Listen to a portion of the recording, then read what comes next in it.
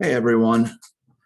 In this video, I want to go over the assignments for week 8 because they are a little bit different from what we have been doing. So I'm going to go into the week 8 folder. First of all, instead of one or two longer works of reading for this week, I've selected a series of shorter poems and selections of prose. So because there are a number of different short works this week, it makes the comprehension quiz and discussion question a little bit trickier. So I've changed the instructions for these assignments. For the comprehension assignment, you don't actually have a quiz this week. You have an actual fairly short assignment that you have to do. The comprehension assignment is focused on the poetry. And then the discussion question assignment is focused on the prose. All right, so let's start with the poetry assignment. So what you're doing here is you're taking the 8 poems, okay, and I'm counting the Pamphylia to Amphilanthus poem, which is a longer poem in sections, as one poem. All right, so you have 8 poems total. And what I want you to do is identify one example of figurative language in each of these poems. So 8 examples total, 1 from each poem. And what you will do is give me the source of the figurative language. So you'll give me the title of the poem, the quotation, all right, with an in-text citation at the bottom of the figurative language, and then a 1 to 2 sentence analysis of that figurative language. And in your analysis, what I want you to do is just explain to me what kind of figurative language this is, and specifically what makes this an example of this figurative language. All right, so so if you're doing personification, then what are we giving human qualities to, and what are those human qualities? So I don't want your analysis to just repeat the definition of the type of figurative language, but should discuss that definition in the terms of the quotation. So, and I have an example here. For the example, I chose just something from Midsummer Night's Dream, which we just read. So you would start with the title, Midsummer Night's Dream, of the source of the figurative language, the quotation: love looks not with the eyes, but with the mind, and therefore is winged Cupid painted blind. End quote, citation, and then your 1 to 2 sentence analysis. In this example of personification, the feeling love is described as a human with both eyes and a mind, as if this feeling had its own will and preferences. All right, so again, simple, not very long, but within that sentence, there is a lot of information packed in, or at least the things that I'm looking for are, it tells me what kind of figurative language we are dealing with. It tells me why this is an example of that kind of figurative language. Again, not by just repeating the definition, but by explaining, for instance, what is described as a human and how it's described as a human. Okay. And as long as you have those 2 parts, okay, or technically 3 parts, where you make it clear what kind of figurative language it is, why this is an example of this figurative language, and you're also including within that details from the quotation, then that's all I'm looking for with the analysis. All right, so this example should show you, essentially I want 8 of these. All right, 1 from each of the poems, with Pamphylia to Amphilanthus as one. I'm counting that as one poem, so you don't have to do an example from each section of that poem. just one from that poem as a whole. All right. Make sure that you're doing the citations correctly. So when you're citing poetry, use line numbers. And with a parenthetical citation, you do need to specify that these are line numbers. So like, for example, if the author is Eliot, comma, lines 19 to 20. For Pamphylia to Amphilanthus, because that has multiple sections, you do need to give the section number and line number. And you do that similarly to, how you cite Shakespeare, for example. So if, if I'm quoting section 74, lines 5 through 7, you just give last name Roth, 74.5 through 7. All right. I don't need or want a works cited list for this assignment. Okay, so I know I know where your quotations are coming from as long as you give me the titles, but I do want the parenthetical citations because I want to practice doing the parenthetical citations correctly and make sure you are doing them correctly. So make sure that you do that, but don't give me a works cited page for each of your sources. All right. Also make sure, when you're doing poetry, you do need to mark the line breaks. So don't forget to mark the line breaks. All right. And I do have a figurative language handout. Okay. So that covers the various types of figurative language that you might run across. All right. And I've broken these into 3 categories. The first one is figurative language that makes a comparison. So we're talking about metaphor, simile, and personification. So here we're comparing things. A metaphor is asserting a figurative identity between unlike things. In other words, I'm saying the runner is a cheetah on the racetrack. So even though I'm comparing the runner to a cheetah, I'm actually calling the runner a cheetah. So I'm leaving it up to the reader to understand that this is a comparison. Whereas a simile, the comparison is more explicit. I just say the runner is like a cheetah on the racetrack. Okay, so I'm not leaving it up to the reader to make that conclusion that this is a comparison. And then personification, just like the example we looked at, something inhuman is described as if it had human traits. All right, so even if you say something like, the angry storm battered the ships, we're talking about the storm as if it were human and capable of emotions. That's personification. So these are types of figurative language that make comparisons. The second category is figurative language that involves substitution, which is a little different from a comparison. And the types of figurative language here are called synecdoche and metonymy. They're very similar.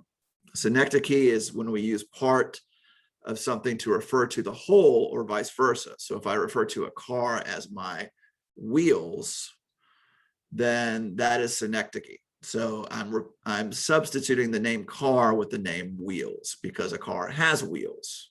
All right. Even though that's not the only feature on a car.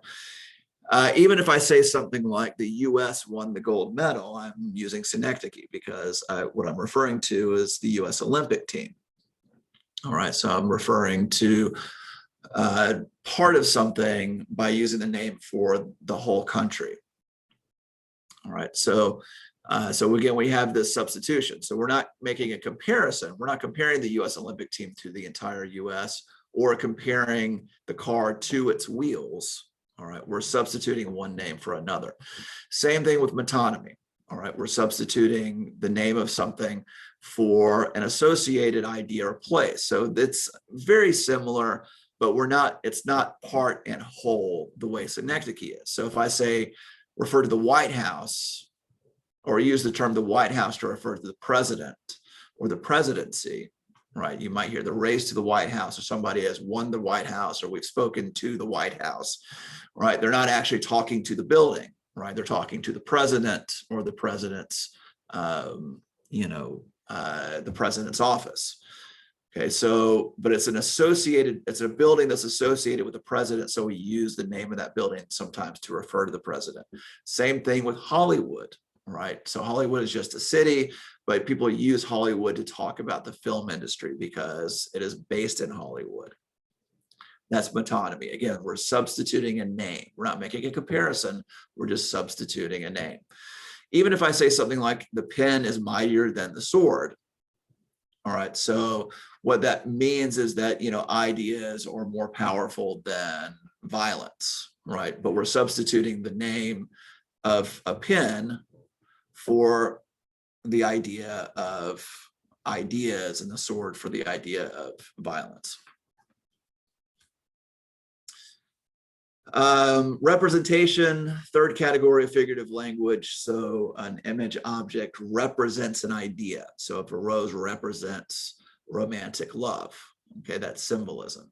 And again, symbolism is, it's different from, we're not making a comparison, right? We're not saying the rose is like love, though, somebody might do that. We're not necessarily using a substitution, right? Where we're using rose as a name for the idea of love. We're just saying that this rose sort of represents love. Okay. So if I, were to send somebody a rose on Valentine's Day, this rose represents my love. All right. And then the last type of figurative language, irony, okay, which is a type of figurative language. And irony is a discrepancy, or so a difference or an inconsistency in meaning, intention, or expectation. And there's three categories: literal irony, which is when the actual meaning of what I'm saying is the opposite of the literal meaning. Okay, so if I say, I am so excited for this tornado drill, I'm being sarcastic, and sarcasm is literal irony. All right, my intended meaning is the opposite of what I'm actually saying. Situational irony is when what happens is the opposite of what a definition suggests should happen. Right, the fire station burned down. So what makes this situational irony is that the definition of a fire station involves protecting other people from fire. So that would seem to make it the last building that you would expect to fall down. So a lot of times situational irony is used loosely to just refer to anything that is unexpected. But technically, if it's ironic, it should have something to do with the definition or connotation of a word. It should have something to do with the meanings of words. And, just like like a police station being robbed, right? What makes it ironic has to do with what the definition of a police station is. All right. But if I spilled my coffee this morning, that was unexpected and unfortunate, and I didn't like it, but it wasn't ironic. Okay. Because there's nothing about the definition of coffee that, would, imply that I shouldn't spill it. All right. Dramatic irony, the audience knows something in a story that a character in the story does not know.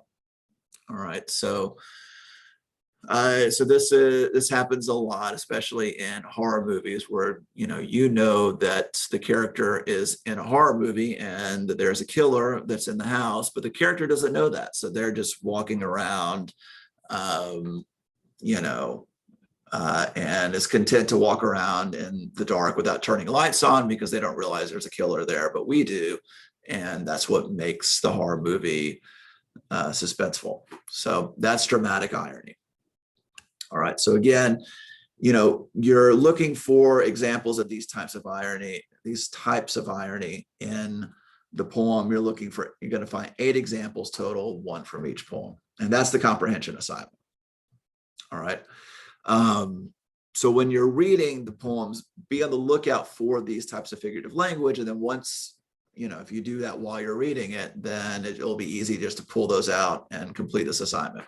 It'll probably, if you do it that way, it'll probably end up taking you less time than it does to watch this video. All right. So and then the next thing is the discussion board assignment. This will take less time to explain.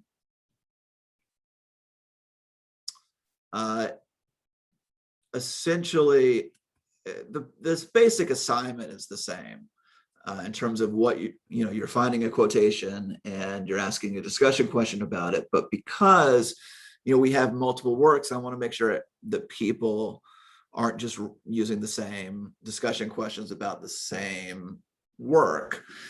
I've divided the class in two. So if your last name begins with BI or and then going alphabetically to LO, which I know ends up being BILO, that was not intentional. Then if you're in that group from BI to LO, then you are doing your discussion question on Thomas Hobbes's Leviathan. All right, so I want you to find a quotation and ask a question about that work. If your name goes from MC to WA, then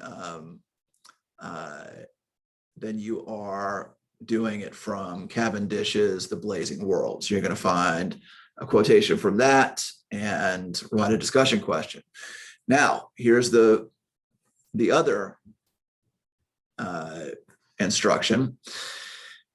Whichever work you are doing your discussion question on, I want you to do responses for the other work. So if you're writing your question on The Blazing World, I want you to respond to 2 questions from Leviathan, and vice versa. If you're doing your question from Leviathan, I want you to respond to 2 questions from The Blazing World. All right, so that way the discussion board is, you're engaging with both of these works in the process of doing your discussion board assignment.